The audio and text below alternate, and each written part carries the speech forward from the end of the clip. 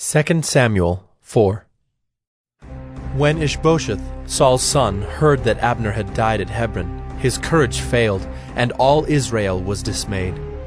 Now Saul's son had 2 men who were captains of raiding bands.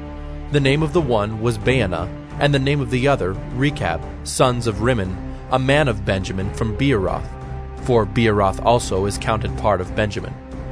The Beerothites fled to Gittaim and have been sojourners there to this day. Jonathan the son of Saul had a son who was crippled in his feet. He was 5 years old when the news about Saul and Jonathan came from Jezreel, and his nurse took him up and fled. And as she fled in her haste, he fell and became lame, and his name was Mephibosheth.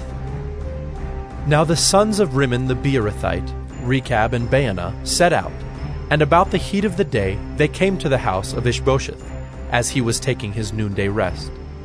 And they came into the midst of the house as if to get wheat, and they stabbed him in the stomach. Then Rechab and Baanah his brother escaped.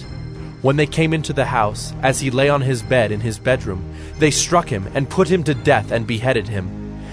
They took his head and went by the way of the Arabah all night, and brought the head of Ishbosheth to David at Hebron. And they said to the king, "Here is the head of Ishbosheth, the son of Saul, your enemy, who sought your life. The Lord has avenged my lord the king this day on Saul and on his offspring." But David answered Rechab and Baanah his brother, the sons of Rimmon the Beerothite, "As the Lord lives, who has redeemed my life out of every adversity, when one told me, 'Behold, Saul is dead,' and thought he was bringing good news, I seized him and killed him at Ziklag, which was the reward I gave him for his news. How much more, when wicked men have killed a righteous man in his own house on his bed, shall I not now require his blood at your hand and destroy you from the earth?"